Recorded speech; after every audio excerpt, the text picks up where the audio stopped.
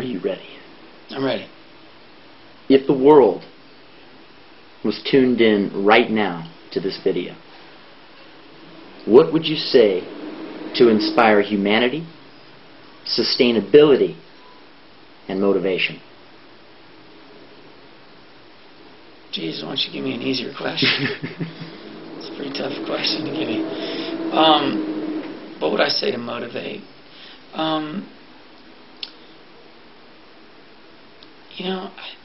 Just do the work.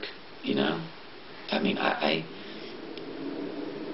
what greater experience is there as a human being than feeling successful at being a human being, feeling successful that you've loved and that you've forgiven, that you've empathized, and that you've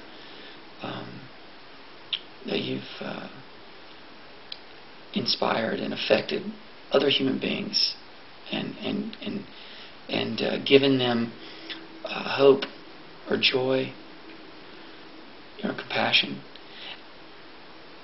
And it doesn't take much. It's just challenging because our lives become so myopic.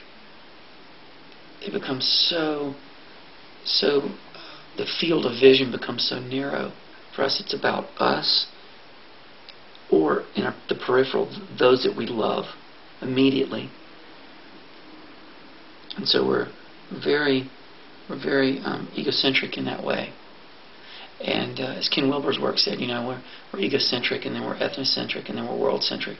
It's like as we evolve, we see only, in the beginning of our evolution, we see that which matters to us only. And then as we move into ethnocentric behavior, we start to see those who matter to us as well, family, friends. And then when we get a world-centric viewpoint, we see that everything matters, and how we affect the world in general matters. So it's really, I don't know if there's any one thing you can say to motivate a mass body of human beings, but you can, I think you can be honest with people and just be very frank and straightforward with people and say, do your work. Do your work. And then walk away. Do your work and walk away. Do your work and walk away. Non-attachment. Do the work that you are committed to doing, and make sure you're committed to doing work that is world-centric work rather than egocentric work. The work is about the effect you leave behind on humanity as a whole rather than on you and your immediate world. Now that doesn't mean to go out there and suddenly leave your job and go, to fix someone in another country. It does begin with you and your home and your immediate choices. But your immediate choices can be made through the vision, through the mind of a world-centric viewpoint, that world-centric mindset, which is what I do here affects everyone.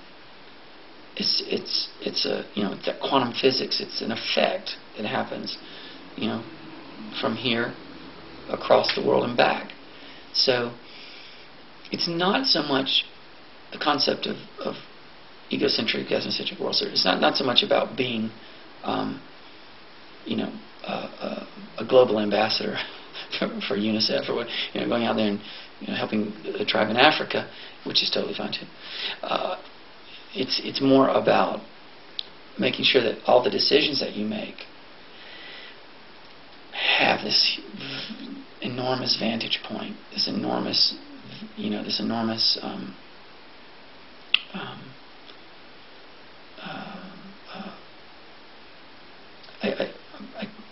Suzuki's work keeps coming back to me. My favorite teacher for Zen meditation, he said, your mind is like a horse running in a field, and it's fenced, this field, and when that fence grows, that horse has greater room to run. And the bigger and the bigger and the bigger, the more expansive that fence becomes, the greater expanse that your mind has to roam and move. Because when that horse is in that very small, fenced-in area, that horse is not happy. That horse is angry and irritable and quick-tempered and resistant and suffering ultimately.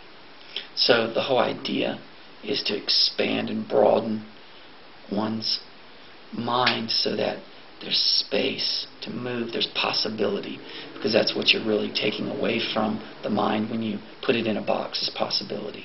And when possibility is taken away, the mind becomes agitated.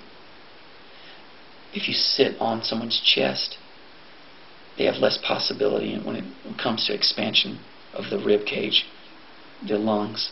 So the breath is shortened, it's harder to breathe, and you become irritable when you can't breathe well. So remove the obstacle off the chest.